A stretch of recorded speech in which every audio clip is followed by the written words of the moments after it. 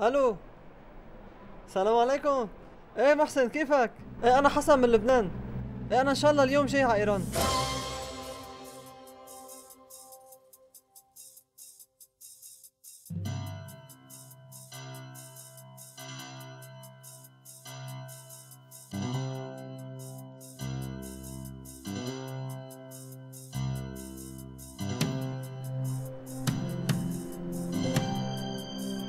سلام حسن حبيبي، كيفك؟ أهلا وسهلا فيك بإيران. لا، ما اتفقنا هيك. لازم تحكي معي فارسي من اول وصولي على ايران. طيب، سلام، حال شما چطور است؟ به ایران خوش آمدید.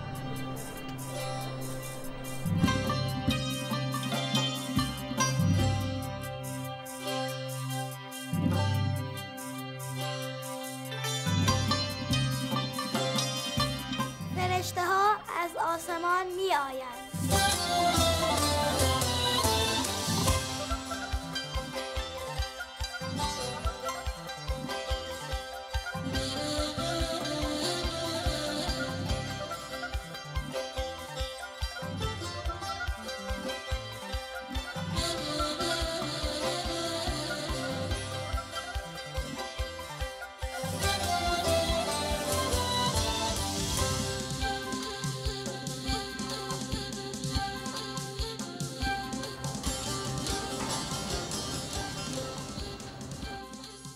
طب أول شي بدنا ناخد دور.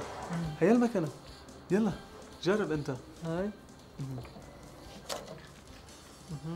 هذا الرقم. ها ايه اینجا اسم ما نوشته است. اینجا اسم ما نوشته شده است. ها، اینجا اسم ما نوشته شده است. نوشته شده است.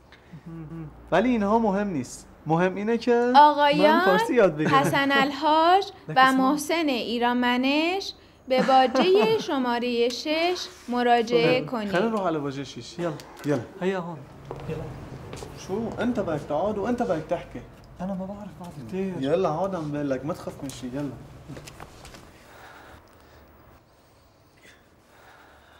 سلام. سلام. سلام. بفرمایید چه خدمتی میتوانم برای شما انجام بدهم؟ ما برای پرداخت قبض آب، برق، گاز و تلفن و باز کردن حساب. گشایش حساب صحیح تر است. بله، گشایش حساب آبربانک برای دوست من آمدیم بسیار خوب. و برای تبدیل پولهای لبنانی به پول ایرانی آمدیم و برای نقد کردن چک آقای ایرانمنش آمدیم. لطفا این چک را پشت نویسی کنید. پشت نویسی؟ پشت نویسی یعنی ملء خلف الشيك. ها.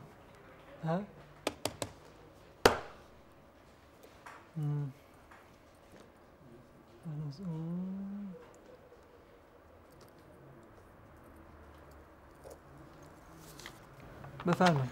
خیلی ممنون. لطفاً گواهینامه، شناسنامه، کارت ملی یا گذرنامه خود را ارائه دهید. بله. بفرمایید. قبض آب، برق، گاز، تلفن خود را الان پرداخت می‌کنید؟ بله، خیلی ممنون.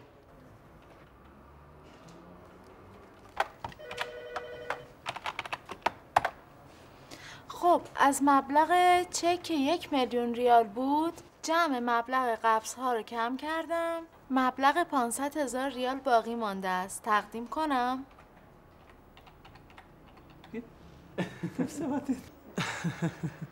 لحظة، طلع بهون.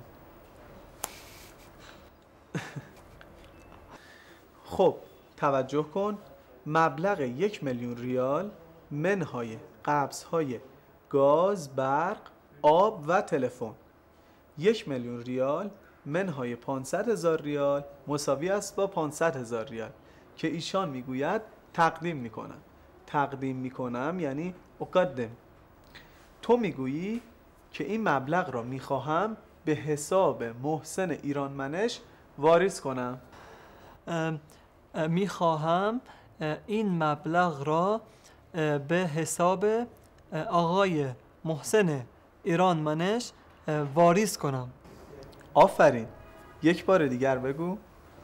پس میخواهم این مبلغ را به حساب آقای آقای محسن ایرانمنش واریز کنم. میخواهید این مبلغ را به حساب آقای محسن ایرانمنش واریز کنید؟ بله حتما. پس لطفاً این فیش را پر کنید و امضا کنید. نام حسن، نام خانوادگی الحاج، مبلغ به حروف 500,000 ریال ها، به حساب شماره 39 92 55 بانک مهر شعبه یعنی فرع، شعبه توحیدی. نام و نام خانوادگی دریافت کننده یعنی القابض. محسن ایرانمنش. پس محسن ایرانمنش می نویسیم. امضاء پرداخت کننده یعنی توقیع الدافع. الدافع پرداخت کننده. پس پرداخت کننده من هستم، پس من امضا میکنم. خب تاریخ را هم بنویس، از راست به چپ. اول روز، بعد ممیز، بعد ماه، ممیز و در آخر هم سال را می نویسی. 12/12/87. اول از سمت راست روز، بعد ماه و بعد سال را می نویسیم. خب حالا فیش را به متصدی بده. بفرمایید. خیلی ممنون.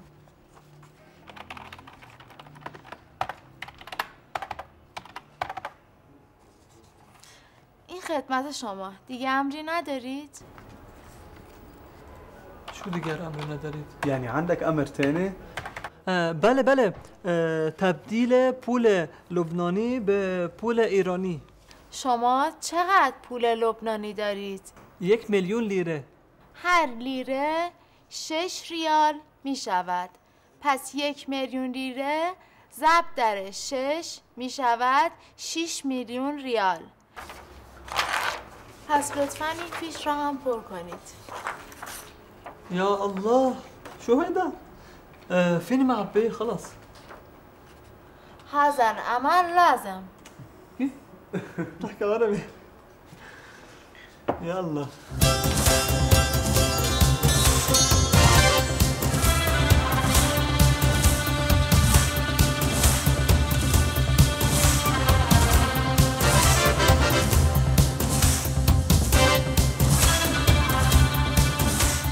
نبدأ درس اليوم بأسلوب جديد، وهذا الأسلوب بالسؤال عن المشاركين في الصف، ثم ننتقل إلى القاعدة عن طريقة تطبيق في هذه الأمثلة.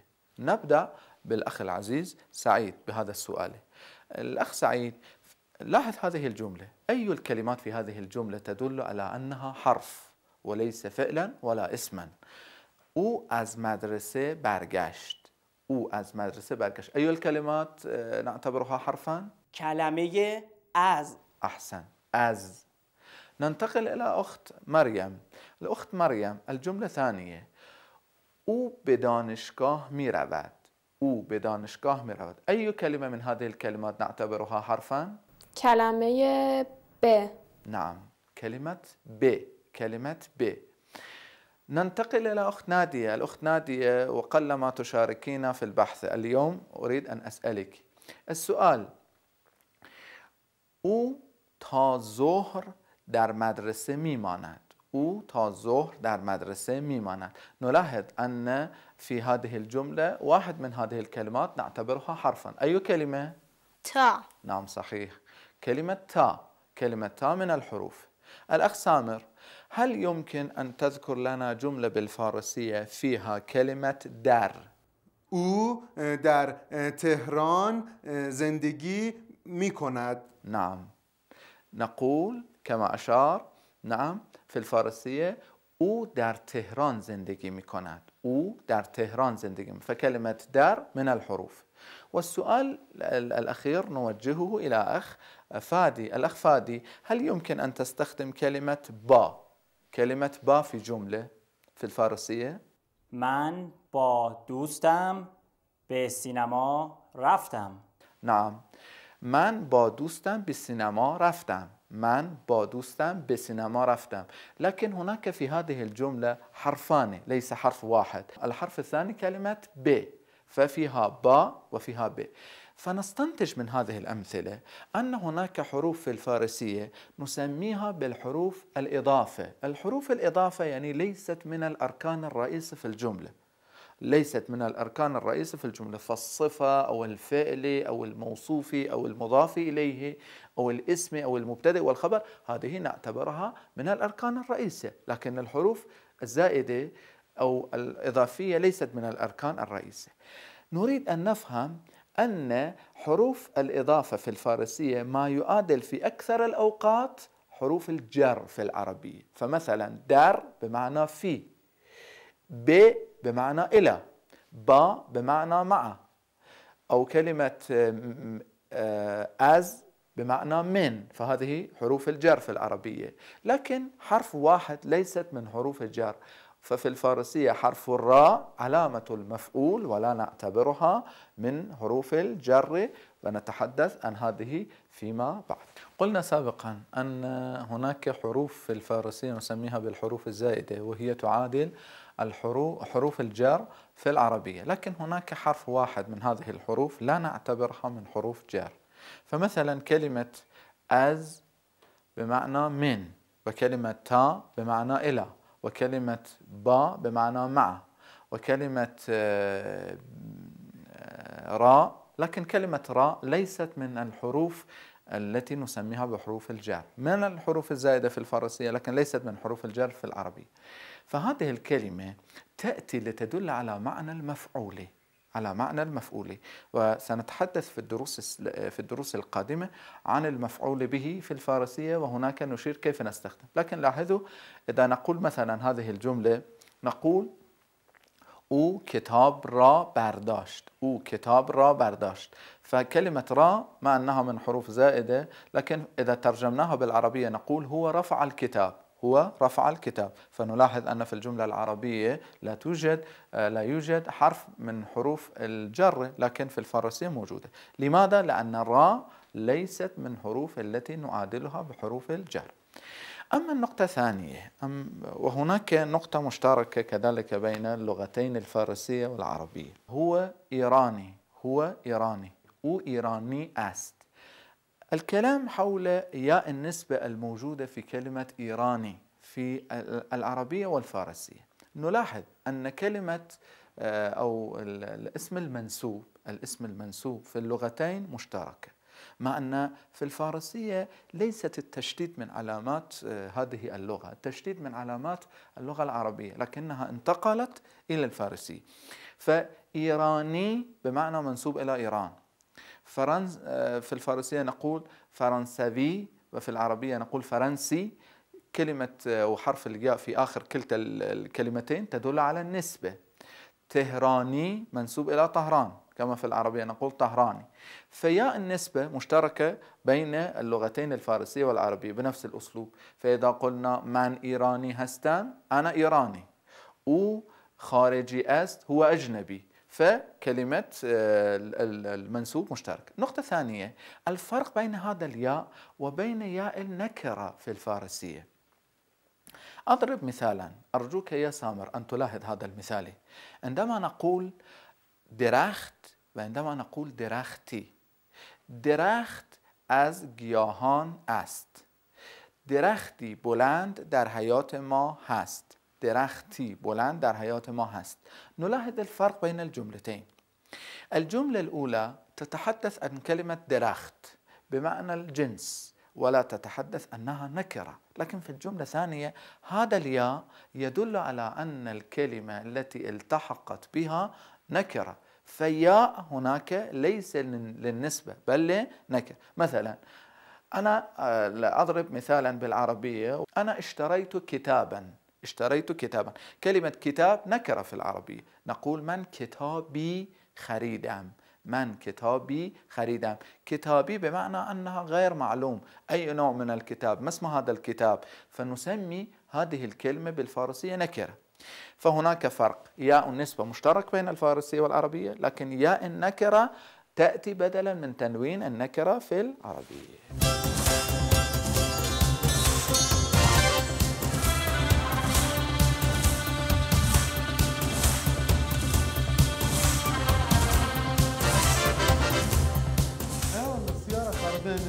وانا نصلح السيارة. ليش؟ ما بعرف شو قصتها، خلينا نروح نشوف شو قصتها. ما يتغير لونها. ايه مهم نیست، مهم این است که تو فارسی یاد بگیرم. يلا خلينا نشوف شو قصة السيارة. طيب بس بدك تحكي بالفارسي. خودرو، ما میخواهیم خودرو را تعمیر کنیم. تعمیر کردن یعنی تصلیح او صیانه. خودرو، ما میخواهیم خودرو را تعمیر کنیم. ما میخواهیم خودرو را تعمیر کنیم. تعمیر میکنم، تعمیر میکنی، تعمیر میکند. تعمیر میکنیم، تعمیر میکنید، تعمیر میکنند. تعمیر میکنم، تعمیر میکنی، تعمیر میکند. تعمیر میکنیم، تعمیر میکنید، تعمیر میکنند. تعمیر میکنم، تعمیر میکنی، تعمیر میکنند. تعمیر میکنیم، تعمیر میکند. نه، تعمیر میکنید، تعمیر میکنند. خب کیف ابزار، این کیف ابزار است. کیف ابزار است. کیف ابزار یعنی شنطة العدة. شنطة العدة. کیف ابزار. انبرده است. انبرده است. انبرده است. انبرده است یعنی بنسه صح؟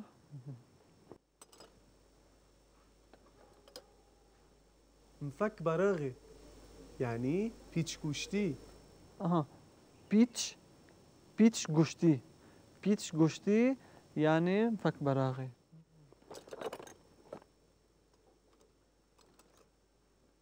آچار. آچار. آچار یعنی مفتاح صح؟ آچار. آچار. حلوين. طيب هلا كيفك تصلح السيارة؟ طيب خلينا نشوف شو قصتها.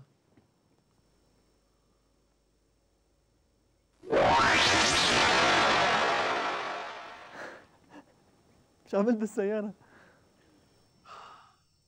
موتور خودرو خراب است. خراب است. موتور خودرو خراب است. خراب است صح؟ موتور خودرو خراب است. بله خراب است.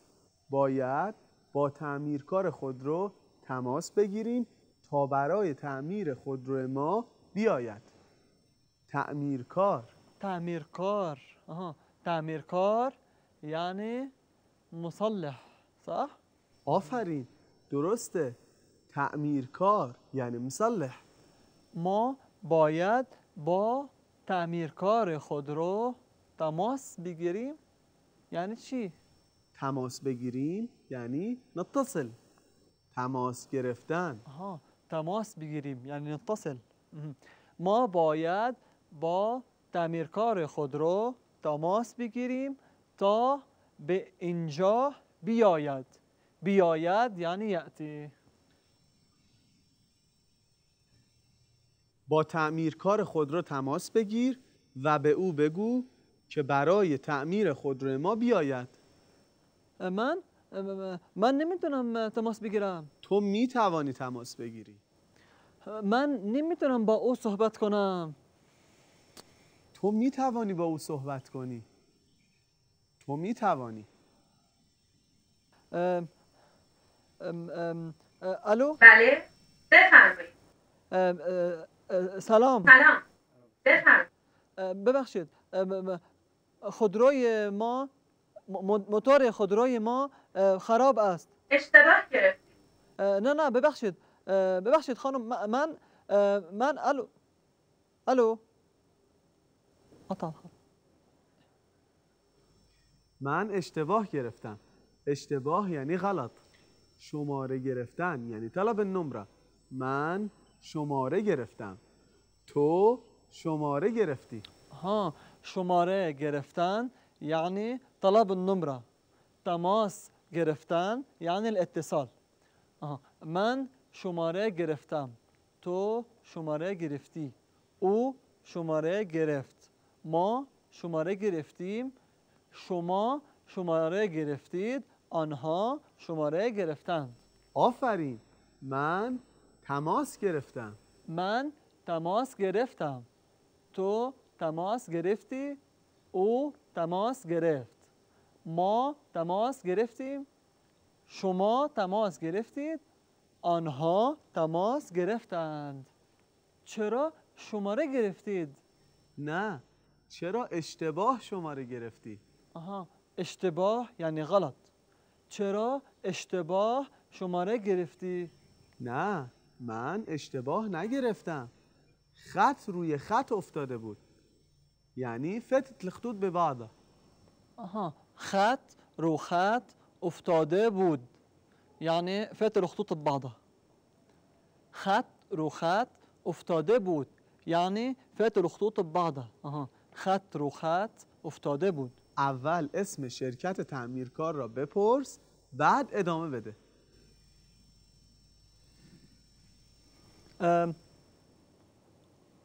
سلام.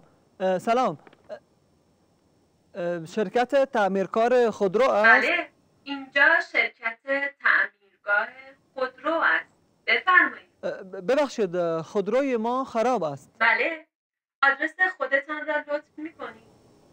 یعنی چی؟ آدرس خودتان را لطف می‌کنید یعنی ما هو عنوانكم. للاحترام أكثر نستعمل فعل بالجمع. لطف کردن یعنی لطفاً. لطف میکنم زمان حال است. بله، لطف میکنم، لطف میکنی، لطف میکنن، لطف میکنیم، لطف میکنید، لطف میکنن. زمان حال اخباری است. برای منفی کردن فعل حال اخباری حرف نون را به اول فعل کمکی اضافه میکنیم. فهمیدی؟ بله خانم معلم. حالا فعلها را منفی کن. لطف نمی کنم، لطف نمی کنی، لطف نمی کند. لطف نمی کنیم، لطف نمی کنید، لطف نمی کنند. آفرین حسن کوچولو. خانم معلم، نمره ما 20 است.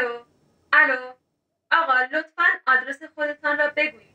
ببخشید، میدان تجریش، خیابان دربند، کوچه ناصر خسرو، بنبست اول، پلاک 1. شماره تلفن؟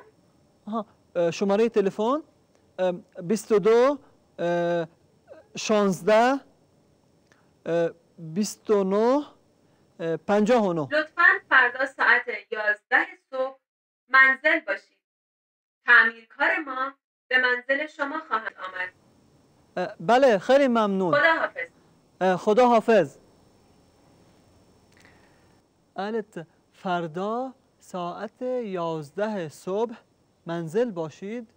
تعمیرکار ما به منزل شما خواهد آمد. فردا ساعت 11 صبح منزل باشیم.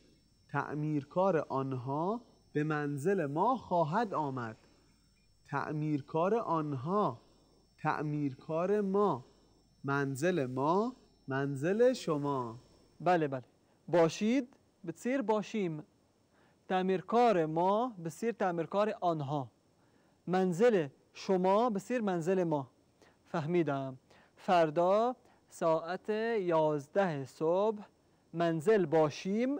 تعمیرکار آنها به منزل ما خواهد آمد. خب الان باید برویم. بله، من و شما باید برویم. سکر الباب.